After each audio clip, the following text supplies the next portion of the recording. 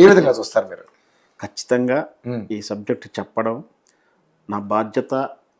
And నేను తెలంగాణ వ్యక్తిగా ఉమ్మడి ఆంధ్రప్రదేశ్లో తెలంగాణ బిడ్డ అంటేనే మీసం మొలిస్తే నేరం, వాడు నక్సలైట్గా ముద్ర. తెలంగాణలో యువకుడు యవ్వనం వచ్చిన తర్వాత మీసం మొలిస్తే వాడిని ఒక నక్సలైట్గా చూసిన ప్రభుత్వాలు. అప్పుడు మాట్లాడడానికి హక్కు లేదు. వాడు సామాన్యుడైనా సరే వాడిని నక్సలైట్గానే చూస్తే ఎక్కడికి వెళ్ళినా ఎవరు మీది, ఓహో కరీంనగరా, ఎర్రదలం అమీరు, అవహేళనతో చూసిన ప్రభుత్వాలు సంఘాలను చూసాం. ఇకపోతే టాపిక్లోకి, భారతీయ జనతా పార్టీ అంటే కొంచెం నాకు అందరికి కూడా అంటే మనం ఎదుగుతున్న క్రమంలో కొంచెం ఇంటలెక్చువల్స్ అన్నట్టుగానే కనిపిస్తుంది. అట్లానే ఏదో కాంగ్రెస్ను బీఆర్ఎస్ను చదువు రాని వాళ్ళైనా చదువు లేని వాళ్ళైనా సమాజం కాంగ్రెస్ పార్టీ నుంచి నాయకులను అట్లా చూసుకున్నారు. అంటే ఫ్రీడమ్ ఫైట్ కానీ చూసాం. కానీ ఇక్కడ ఇంటలెక్చువల్ కానీ ఇంత ఫులిష్గా వ్యవహరిస్తుందని మాత్రం నేను అనుకోలేదు. ఎందుకంటే వీళ్ళు ఏదో ఫైనాన్షియల్ ఇయర్ క్లోజ్ చేసినట్టు March 31 క్లోజ్ చేసేస్తున్నాం అనడం అశాస్పదంగా ఉంది. ఈజీ కాదంటారా? మరి ఈజీ కూడా కాదు. వీళ్ళు నక్సలైట్లనా, నక్సలైట్ వ్యక్తులనా, నక్సలిజ భావజానాన్న, నక్సలిజ ఉద్యమాన్న, వీళ్ళు నక్సలైట్ల వరకే టార్గెట్ చేశారు వ్యక్తులను. నక్సలైట్లు అంటే ఎవరైతే ఉద్యమ భావజాలం అందరూ నక్సలైట్లే. ఎవరిని పుట్టే మొక్కను ఎవరు, ఏ విత్తనాన్ని ఎవరు ఆపగలుగుతారు? వాళ్ళు లేవనెత్తిన సమస్యలని, వాళ్ళు తీసుకున్నటువంటి ఉద్యమ కారణాలని, వాళ్ళు ప్రశ్నించినటువంటి వాటిని ఏవి పరిష్కరించే చేతగాకుండా ఉండి, ఎందుకో చేతగాదని చెప్తున్నాను. ఈ నక్సలైట్ ఉద్యమం ఎక్కడే బలంగా ఉంది ఇప్పుడు? ఛత్తీస్గఢ్, జార్ఖండ్. అక్కడ రాష్ట్ర ప్రభుత్వాలలో భారతీయ జనతా పార్టీ పరిపాలించలేదు ఇంతవరకు. వాళ్ళు ఏ విధంగా వ్యవహరించారు, వాళ్ళ సమస్యను ఎలా పరిష్కరించారు, కనీసం అక్కడ చర్చలకు కూడా పిలవలేదు ఆ ప్రభుత్వాలు. కానీ ఈడ రాష్ట్ర ప్రభుత్వం వైఎస్ రాజశేఖర రెడ్డి గారు ఉన్నప్పుడు చర్చలకు పిలిచింది కదా. ఓపెన్కే మీ మీద నమ్మకం వచ్చేలా వ్యవహారాలు ఏవి, మీరు చర్చలకు పిలిచిన దాఖలు అవి, గన్ను తుపాకీ నుదుటే పెట్టి చర్చలకు రమ్మని పిలవడం, అది శాంతియుతంగా చర్చల. వాటిని నమ్ముతారా? ఇక్కడ ఇట్లాంటి వ్యవహరిస్తున్న తీరు ఇలా చేస్తుంది మాత్రం అనుకోలేదు. సమస్యను పరిష్కరించకుండా, సమస్య మూలాలని పరిష్కరించకుండా వ్యక్తులను నిలవరించి మేము కాలర్ ఎగరేస్తా అంటే అది బొబరంగా అవుతుంది. ఖచ్చితంగా దీని మూల్యం చెల్లించుకోవాల్సి వస్తుంది. ఖచ్చితంగా ఈనాడున్న అమిత్ షానో, మోడీనో, లేకపోతే రేపు నెక్స్ట్ టర్మ్ వచ్చేటువంటి ఆ భారతీయ జనతా పార్టీ, లేకపోతే రేపు వచ్చే ప్రభుత్వాలే, ఇంకో ప్రభుత్వం వస్తుండొచ్చు, ఇది ఎల్లకాలం ఉంటుందని కూడా గ్యారంటీ లేదు కదా. సో ఆ ప్రభుత్వాలకు మూల్యం చెల్లించుకోవాలి. వాళ్ళ ఉద్యమం అంతా ప్రభుత్వాల మీదే కదా. రేపు ప్రభుత్వం కదా మూల్యం చెల్లించుకునేది. మీ అవివేక చర్యల వల్ల, మీ అసమర్థత వల్ల రేపు భారత ప్రభుత్వం కానీ భారత యంత్రాంగం కానీ మూల్యం చెల్లించుకోవడానికి అవకాశాలు ఉన్నాయి. ఇకపోతే మూలాల నుంచి కొంచెం వెళ్ళే ప్రయత్నం చేస్తాను. ముఖ్యంగా ఇది అందరికీ తెలిసిందే, కానీ ఇంకా కొంచెం లోతుగా చెప్పే ప్రయత్నం చేస్తాను. 1967లో వెస్ట్ బెంగాల్లో ప్రారంభమైంది నక్సల్బర్లో చారుమందన్ దాస్ అని. కానీ మొదటి అమరుడు, మొదటిది ఇదేం జరిగిందంటే భీమాన్ లాల్ కిషన్ అనే వ్యక్తి తన భూమి తనది, ఇక్కడ తెలంగాణ ఉద్యమంలో సాయుధ పోరాటంలో జరిగినటువంటి బందగి ఇన్సిడెంట్, బందగి కోర్టు ద్వారా బందగికి హక్కులు వచ్చినప్పటికీ కూడా హక్కు ఆర్డర్ను తీసుకెళ్తే గ్రామానికి వస్తున్నటువంటి ఆ బందగిని ఏ విధంగా అయితే ఆనాడు ప్రభుత్వం అయితే నిజాం ప్రభుత్వం చంపిందో, అలాగే ఈ బిమాల్ కిషన్ అనేటువంటి భూమిని కోర్టు ద్వారా హక్కు తెచ్చుకుంటే ఆ హక్కు కోసం భూమి మీదకి వెళ్తే ఆనాడుటువంటి జమీందారుగా పిలువబడే బ్రాహ్మణ సమాజం అనుకో ఏదైనా అనుకోండి, అక్కడ నేను కులాన్ని అని అంటాను, అక్కడ ఉన్నటువంటి అప్పుడు ఉన్న ఆ పరిస్థితులు అక్కడ ఉన్నటువంటి వాళ్ళు ఈ పోలీసు గన్నులతోటి వీళ్ళ మీద దాడి చేస్తే 11 మంది చనిపోయారు ఆ రోజు. దీని నేపథ్యం ఏంటో చెప్తాదానికి. దీనికి ఆ రోజు ముఖ్యమంత్రి అంటే అజయ్ కుమార్ ముఖర్జీ. ఈ అజయ్ కుమార్ ముఖర్జీ ఎన్నికల ముందు ఈ చారుమందన్ జాదవ్ ఉన్నారు కదా, వీళ్ళలాంటి వాళ్ళ సన్నిహిత్యంతో వాళ్ళ సపోర్ట్ తోటి ఆయన ప్రభుత్వం ముఖ్యమంత్రిగా కాగలిగాడు.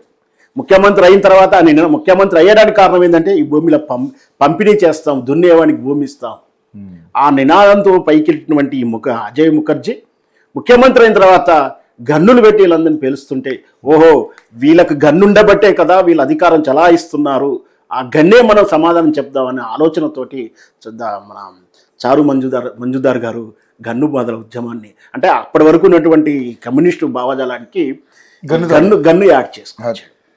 అంటే మన షేక్ జిందగీ ఎట్లయితే సాయుధ పోరాటాన్ని మన కీలకమైందో ఈ ఇన్సిడెంట్ ఈ నక్సలైట్ ఉద్యమానికి ప్రారంభమైంది. ఆ తర్వాత రకరకాల రూపాంతరాలు, కొన్ని పేర్లు మారాయి, మళ్ళీ కొన్నిసార్లు విభజనలు జరిగాయి, ఐడియాలజికల్ మారింది, రకరకాలుగా జరుగుతూ ముఖ్యంగా మధ్య భారతదేశంలో అంటే ఛత్తీస్గఢ్, మధ్యప్రదేశ్, ఆంధ్రప్రదేశ్ ఇట్లాంటి కన్నే ఉంది. చివరి దాంట్లోకి వెళ్ళలేదు. వేరే ప్రాంతాలకు విస్తరించిన ఉత్తరప్రదేశ్ కానీ అట్లాంటి దాంట్లో చాలా తక్కువ, ఎక్కడైనా షెల్టర్ తీసుకోవడం వల్ల ఉంటుంది కానీ తర్వాత అయితే ఎక్కడా లేవు. సార్ వీళ్ళ ప్రధాన నేపథ్యం ఏంటి? వీళ్ళు దున్నేవానికి భూమి ఉండాలి, లేదా దోపిడీకి గురైన భూమి వాళ్ళకు యజమాన్య వీళ్ళకే రావాలి, అసమానతలు అంటే ఆర్థిక అసమానతలు ఉండొచ్చు. దాంతోపాటు ఈ వ్యవస్థలో ఉన్నటువంటి వేళ్ళునుకుపోయినటువంటి ఆ మనువాద సిద్ధాంతం అనుకోండి, ఏ పేరుతో పిలిచినా ఏదైతే బడుగు బలహీన దళితులకు జరుగుతున్నటువంటి దోపిడీ నిలవరించడానికి వీళ్ళు హక్కుల గురించి పోరాడారు. దీనికి గన్ను తోడవడం భారత రాజ్యాంగం ప్రకారం నేరం కాబట్టి దాన్ని నిర్వహించే ప్రయత్నం చేశారు. చేయడం తప్పే లేదు, కానీ ఆ సమస్యను పరిష్కరించే ప్రయత్నం చేయలేదు. దాంతోపాటు ఇదొక్కటే ఉద్యమం కాదండి, ఈ దేశంలో వచ్చిన ఉద్యమాలు కొన్ని చెప్తాను. చిప్కో ఉద్యమం, నర్మదా బచావో ఉద్యమం, తర్వాత రైతు ఉద్యమాలు, ఇవన్నీ చాలా వచ్చింది. దాంతోపాటు ఖలిస్తాన్ ఉద్యమం ఒకటి వచ్చింది, ఇంకోటి అస్సాం ఉద్యమం, ఇప్పుడు వీళ్ళు నాగాలాండ్, మిజోరాంలో చేస్తూ ఉన్నారు. ఇవన్నీ హింసయాడైనటువంటి ఉద్యమాలు. కానీ ఖలిస్తాన్ ఉద్యమాన్ని ఇందిరాగాంధీ చాలా ధైర్య సాహసాలతోటి దాన్ని అయితే అణిచివేసింది. ఖలిస్తాన్ ఉద్యమం పోయింది. ఇప్పుడు మళ్ళీ 5 ఏళ్ల నుంచో 17 ఏళ్ళ నుంచి అక్కడక్కడ విదేశాల్లో వింటున్నాం. అంటే ఖలిస్తాన్ కూడా ఏదైతే వైలెంట్ ఉందో ఆ వైలెంట్ ఉద్యమాన్ని, వైలెంట్ ఏది కూడా ఏ రాజ్యం కూడా, ఏ దేశ రాజ్యం కూడా తుపాకీతో రాజ్యం శాసిస్తామంటే ఎవరు ఒప్పుకోరు. ఆ చట్టాలు ఆ విధంగా సమ్మతించారు. కానీ వీళ్ళు స్వయరక్షణ కోసం అని చెప్పేసి వీళ్ళు గన్ని చేపట్టారు. అక్కడ మైనస్ అయింది. దాని వాళ్ళనే అరాచకం జరుగుతుంది. ఇంకో కొన్ని సందర్భంలో మిస్యూజ్ అయిన సంఘటనలు ఉన్నాయి, దారి తప్పిన సంఘటనలు ఉన్నాయి. నక్సలైట్లో కూడా వాళ్ళు కలెక్షన్లు, బెదిరింపులు, అభివృద్ధి కోసం ప్రజల కోసం వచ్చినటువంటి నక్సలైట్లు కాంట్రాక్టర్ దగ్గర, అదే కాంట్రాక్టర్ దగ్గర కమిషన్లు తీసుకొని కాంట్రాక్టర్లను వదిలేసినాయి, కాంట్రాక్టులకు అనుమతించినాయి, కాంట్రాక్టర్ని అవినీతి చేసిన కాంట్రాక్టర్ వదిలేశారు. పైగా కాంట్రాక్ట్ చేయడానికి అనుమతి ఇచ్చారు. అంటే కొన్ని ప్రాంతాలలో వెళ్ళి ఆ కాంట్రాక్టర్ పని చేయాలంటే వీళ్లకు శిస్తు కట్టాల్సిందే. అంటే ఉద్యమం కూడా పక్కదారి పట్టింది. వాళ్ళు కొన్ని అవసరాల కోసం వాళ్ళు తప్పుడు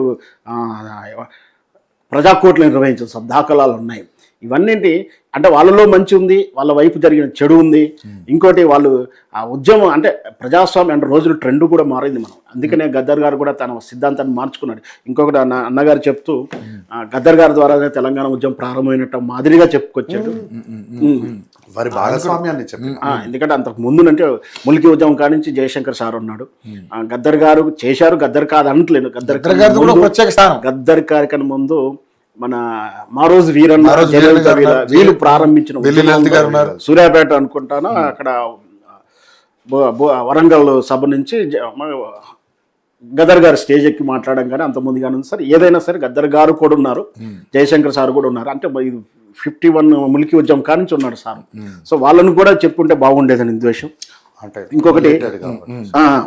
ఇంకొకటి రెండవది అన్నిటికన్నా ముఖ్యం, ఈ భారతీయ జనతా పార్టీని అమిత్ షా నేపట్టినటువంటి కగారు కానీ వెలుగులో పుట్ట దగ్గర చేసినటువంటి అరాచకం అంతా కూడా నాకు నయీం సంఘటనతో పోల్చాల్సి వస్తుంది.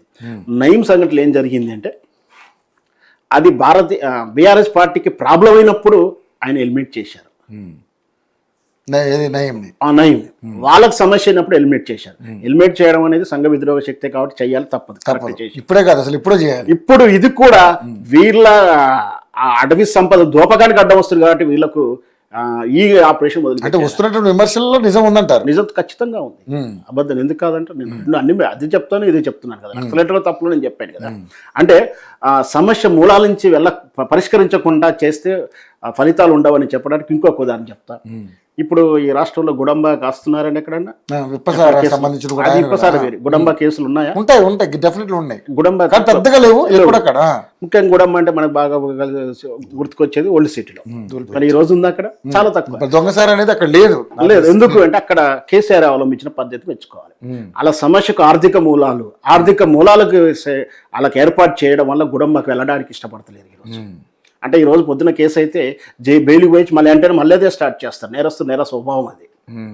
అనేది చాలా సందర్భంలో మర్డర్ చేసో దోపిడీ చేసో దొంగతనం చేసో జైలుకి వెళ్తే ఆ జైలుకి వెళ్ళిన కేసు ఖర్చుల కోసం మళ్ళీ దొంగతనాలు చేసిన సందర్భాలు ఉంటాయి. అలాగే గుడంబ సమస్య పరిష్కరించడానికి వాళ్ళకి ఆర్థిక మూలాలను ఇచ్చాడు. ఆర్థికంగా సరే ఒకటో రెండో అప్పుడప్పుడు జరుగుతుంటాయి మొత్తం పరిష్కారంగా, కానీ ఎక్కువ గుడంబానే కానీ మన ఒళ్ళు చుట్టి లేదు గుడంబ అనే కాన్సెప్ట్ లేదులేండి ఇప్పుడు. దూల్పేట చాలా చెప్పాలే కానీ మరీ ఫేవరబుల్గా చెప్పొద్దు కదా. అంటే ఇక్కడ ఏంటంటే సమస్య పరిష్కారం వైపు వెళ్ళాలంటే అది చేయాలి. అది చేయకుండా ఈ రోజున గన్ను పెట్టేసి 31st నైట్ టైం ఇచ్చేసాను ఇక మీరు వస్తారా సస్తారా అంటే అయ్యేది కాదు. ఇంకొకటి వీళ్ళల్లో కూడా అంటే ఉద్యమ స్టైలు అంటే పీరియడికల్గా మారింది. వీళ్ళు నక్సలైట్లు అని చెప్తున్నటువంటి వాళ్ళు కూడా ఇంకొకటి చెప్పాల్సింది ఉంది. వాళ్ళు ఉద్యమం చేస్తాం, ఉద్యమం తర్వాత రాజ్యం తుపాకీ రాజ్యం చేస్తాము, ప్రజలకు న్యాయం చేస్తా అంటే అది ఆల్రెడీ ఫెయిల్ అయినటువంటి ఎగ్జాంపుల్ ఉంది.